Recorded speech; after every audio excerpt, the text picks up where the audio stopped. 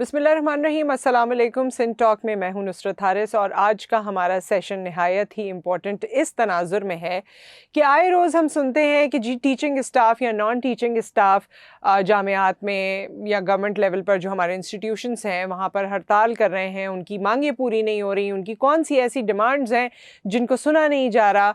इसके अलावा copy culture, papers का आउट हो जाना, ये तमाम वो इश्यूज़ हैं जो हमारे इस पूरे सिस्टम को डीरेल कर देते हैं। और जहाँ कहीं हम समझते हैं कि हमारे स्टूडेंट्स को आगे बढ़ना चाहिए, मुल्क को तरक्की करनी चाहिए, वहाँ इन्हीं तमाम छोटे छोटे इश्यूज़ की वजह से कदगन लगती है। इस हवाले से बात करने के लिए हमारे साथ very authentic authority in this regard Ismail Rahu साहब मौजूद हैं, जो कि सूबाई वज़ीर बराए बोर्ड्स एंड जामियात हैं। आपको अपने स्टूडियोज़ में खुशामदीद कहते हैं। अस्सलाम वालेकुम, कैसे हैं आप? खैर, बिल्कुल ठीक, थैंक यू। अच्छा, पहले तो वही इस्माइल साहब, जिस तरह हमने कहा कि टीचिंग स्टाफ है, नॉन टीचिंग स्टाफ, हम सुनते हैं कि जी उनकी तरफ से स्ट्राइक की कॉल हो गई है।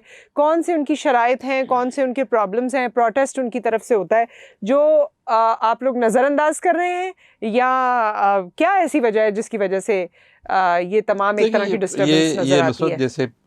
जैसे आपने बताया, ये हर जगह नहीं होता जी, लेकिन कुछ जामियात के अंदर यकीनन ये मामलात, इश्यूज़ और मसाइल पैदा हुए हैं। और अगर आप थोड़ा 2-3-4-5 साल पहले चले जाएंगे या पिछले सिंध हुकूमत जैसे, मैं आपको बताता चलूँ कि 2008 के बाद पीपल्स पार्टी की हुकूमत कंटिन्यू रही है सिंध के अंदर, और इसमें तकरीबन 16 यूनिवर्सिटीज़ का हम इजाफा कर चुके हैं।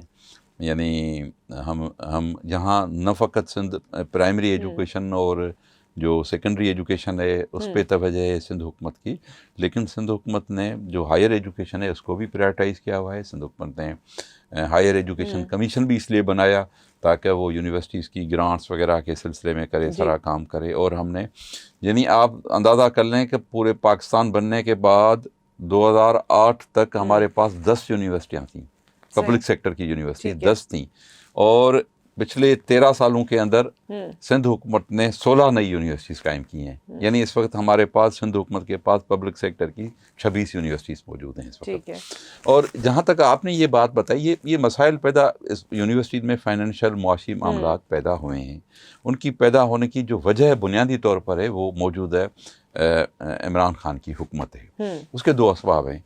एक तो ये कि जो HEC मरकज़ की बनी हुई थी, आप देखें कि अगर आप उसमें हमेशा इजाफा होता आया है, अमाउंट ग्रांट जो होती है उसके पास पैसे होते हैं जो यूनिवर्सिटीज़ को देने के लिए। जो पब्लिक सेक्टर की यूनिवर्सिटीज़ होती हैं उनका जो इन्हिसार होता है वो 3 चीज़ों पे होता है। उनको जो उनकी बजट होती है, रिसोर्स होते हैं, वो 3 होते हैं। एक होता है जो मरकज़ की इस्लामाबाद की हायर एजुकेशन कमीशन उनको रेगुलर एक ग्रांट देती है, फिर सिंध गवर्नमेंट एक रेगुलर ग्रांट दीजिए, उसके बाद उनके अपने ओन जो रिसोर्स होते हैं जैसे एडमिशन फ़ीस हो गई या दूसरे जो उसके वसाइल होते हैं उनसे उनको मिलते हैं। तो लेकिन मेजर पोर्शन जो फेडरल गवर्नमेंट से आता था, आप अंदाज़ा इस बार से लगा लें कि कितनी इन्फ्लेशन हुई है, जो महंगाई का आलम उन्होंने इस हुकूमत ने किया है, हाल किया है कि इतनी महंगाई हो गई है, इतनी इन्फ्लेशन हो गई है कि चीज़ों की जो कीमतें हैं वो दुगनी और तिगनी हो चुकी हैं। और उस हालत में क्या चाहिए कि आप जब यूनिवर्सिटी के सैलरीज में भी इजाफा हुआ है, पेंशनों के परसेंटेज में भी इजाफा हुआ है, फिर ज़ाहिर है यूनिवर्सिटी के अंदर डेवलपमेंट के काम भी होते हैं, कहीं कोई प्रोजेक्ट होता है, कहीं कोई बिल्डिंग बन रही होती है, कोई ना कोई तरक्याती काम हर यूनिवर्सिटी के अंदर चल रहा होता है, तो उसकी कास्ट भी बढ़ गई। जो चीज़ 1 रुपये की थी वो 2 रुपये की हो गई, जो 2 रुपये की थी वो 3.5 रुपये की 3 रुपये से ऊपर चली गई। तो अब ये इतनी जो इन्फ्लेशन आई है उसमें ज़ाहिर है यूनिवर्सिटीज़ की ग्रांट्स बढ़नी चाहिए थी, यूनिवर्सिटी के जो वसाइल बढ़ने चाहिए थे तो वो नहीं हुए। तो आप अंदाज़ा इस बात से कर लें कि जो हायर एजुकेशन कमीशन है इस्लामाबाद की फेडरल गवर्नमेंट की, उसके पास आज से 3 साल पहले भी उसकी बजट आप देखेंगे जो एलोकेशन थी यूनिवर्सिटीज़ के लिए वो कोई 66-65 बिलियन रुपीस के बराबर थी तकरीबन। और आज भी वही है, जो आज भी वही है, यानी जो बढ़नी चाहिए थी हर साल 15-20, आप अगर पहले उनका डेटा देखेंगे तो हर साल कुछ ना कुछ उनको ज़्यादा करके दे दिए जाते थे। तो जो कि 2017-18 में ये जाके बनी थी, लेकिन नहीं, ये हायर एजुकेशन तमाम के लिए। लेकिन उसमें क्या हुआ कि पहले फेयर डिस्ट्रीब्यूशन होती थी, यानी एक क्राइटेरिया बना हुआ है हर यूनिवर्सिटी के एलोकेशन का, एक मुकर्रर है, यानी उसमें कितने तालिबे इल्म हैं, कितनी उनकी फैकल्टीज़ हैं, कितने असातिज़ा हैं, कितने स्टूडेंट्स हैं, ये सारी एक जो एलिजिबिलिटी होती है, क्राइटेरिया होता है, उसके मुताबिक एलोकेशन बनाती है।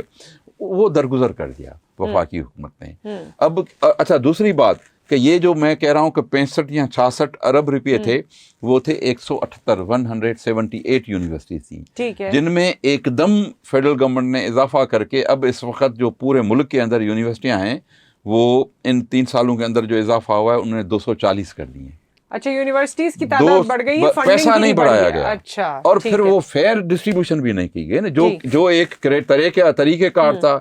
आप देखेंगे कि बास को दरगुजर करते हुए जो उनकी एलिजिबिलिटी बन रही थी 1 अरब की, तो उनको 3 अरब दे दिए, उनको 4 अरब दे दिए। सैलरीज और पेंशन्स भी जो नहीं मिल पा रही हैं, उसका भी रीजन यही है। बिल्कुल यही है कि जो और फिर सिंध हुकूमत के पैसे इन्होंने कम कर दिए, तो उसके बावजूद भी हमने बढ़ाई है एलोकेशन जो है, तो इसकी वजह से यूनिवर्सिटीज़ पे मुआशी दबाव बहुत बढ़ गया कि ना वो पेंशन दे पा रहे थे, पेंशन देते तो सैलरी नहीं होती थी, सैलरी देते तो पेंशन नहीं है, या जो डेवलपमेंट के काम हो रहे हैं वो बंद हो गए हैं उनके, वो नहीं कर पा रहे हैं।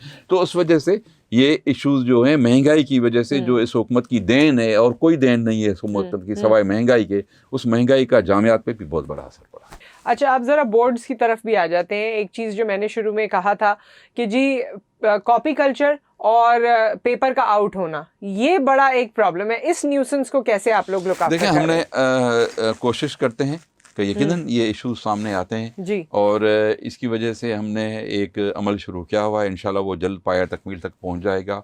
किसी सूरत में भी कॉपी कल्चर और ये जो पेपर लीक होना, ये एक ही चीज़ें, ये इंसानी मामलात बोर्ड्स के अंदर हमें ज़रूर हैं, जिसके हम चाह रहे हैं कि इसको कंट्रोल करने के लिए जदीद टेक्नोलॉजी का जो है वो उसके तहत सारा उसको करें। ऑटोमेशन बोर्ड्स की, पूरे की तमाम बोर्ड्स की ऑटोमेशन हम कर रहे हैं और हम डिजिटलाइज कर रहे हैं, ताकि इम्तिहानात का जो एक अमल है पूरा, जो उसको प्रोसेस है पूरा, उसको हम इतना शफाफ बनाएं कि उसमें गुंजाइश ही नहीं रहे। जो भी जिस तरीके से पेपर्स चेक होते हैं वो फ़ौरन 2-3 जगह पे उसी वक्त फ़ौरन लोड हो जाएं और पहुंच जाएं, ताकि किसी को भी ये फिर टीचर को चेक करने वाले को ये इख्तियार न हो कि उसमें कोई हेरा फेरी कर सके। इसी तरह बोर्ड्स जो बिल्कुल हम कर रहे हैं इस पे ऑटोमेशन का और डिजिटलाइजेशन का। अच्छा, दूसरी ये बात है, जो पेपर लीक होने का 2 किस्म की बातें होती हैं। एक काफ़ी ऐसी भी कभी होता भी है, ये नहीं मैंने कहता कि बिल्कुल नहीं होता, बिल्कुल होता है। ये एक महीने से, और ये जिस तरीके से हो रहा था, हमने इस मरतबा कोशिश की, जो इम्तिहानात हुए उसमें कोई नहीं हुआ। हाँ, 1-2 शिकायत हुई। अब फ़र्ज़ करो जैसे 9 बजे का पेपर है, अब शुरू हुआ 11 बजे कहीं से या 10:30 बजे या 10 बजे कोई आके कहे कि जी फलाना पेपर जो है वो सोशल मीडिया पे आ गया है या जाहिर हो गया, तो नेचुरली पेपर उसी वक्त 9 बजे डिस्ट्रीब्यूट होता है। अगर कोई निकाल के बाहर या वो ले गया और बाहर से ये सारा हो गया तो वो और बात है।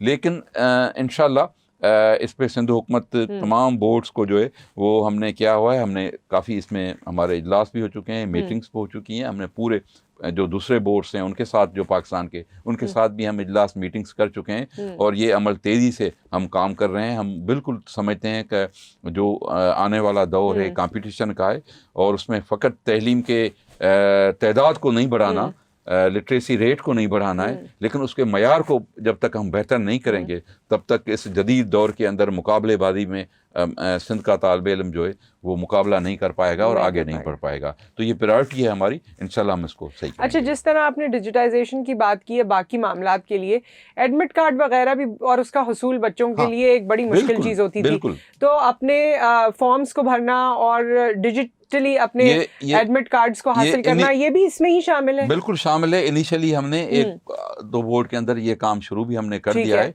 और यही नहीं बल्कि हम जो चाह रहे हैं और जिस पे हम काम कर रहे हैं कि न फ़कत ये एडमिट कार्ड्स, जो इम्तिहानात के जो पेपर्स फाइल होते हैं ना, वो फार्म फाइल होते हैं, न फ़कत वो आसानी से और जो है इलेक्ट्रॉनिक तरीके से और सारा मैनेज किया जाए, लेकिन उसके साथ हमारी कोशिश है कि मार्कशीट्स और इम्तिहानी सर्टिफिकेट वो भी लोगों को घर बैठे, जहाँ जैसे कोई उसकी एक नॉमिनल जो फ़ी होती है वो किसी ने कहीं से भी बैठे एप्लीकेशन जो है ऑनलाइन दे दी और उसी को घर बैठे उसकी मार्कशीट भी मिल जाए तालिब इल्म को और उसको उसका सर्टिफिकेट भी मिल जाए। तो इंशाल्लाह इस पे काम कर रहे हैं और हम होपफुल हैं कि ये बहुत जल्द अमल हो जाए। जी, और ये बिल्कुल पूरी दुनिया के साथ चलने वाली बात है, क्योंकि यही सिस्टम अब फाल है और यही सिस्टम फॉलो किया जा रहा है।